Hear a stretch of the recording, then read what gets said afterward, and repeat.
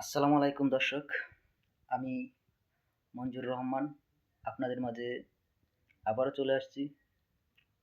নতুন আরেকটা ভিডিও দেখলাম ফেসবুকে যে মাজারুল ইসলাম ১ আসন কিশোরগঞ্জ সংসদ ভবনে উনি বক্তব্য দিলেন যে কিশোরগঞ্জ নসুন্দা নদী খালে পরিণত হয়ে গেছেন। তো খালে পরিণত হয়ে গেছেন, বিগত সরকার নদীটাকে কিছু করতে পারে নাই।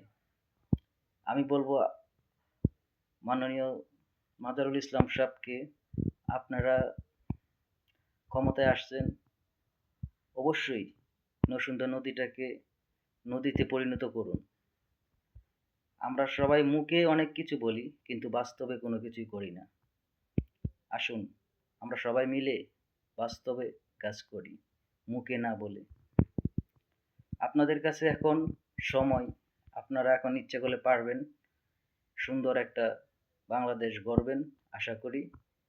এটাই আপনাদের কাছে আমাদের আশা।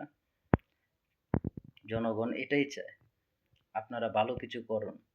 যারা ভালো কিছু করতে পারে নাই, আপনারা যদি ভালো কিছু করতে পারেন তাহলে আগামী দিনের আপনারাই থাকবেন এই দেশের সরকার।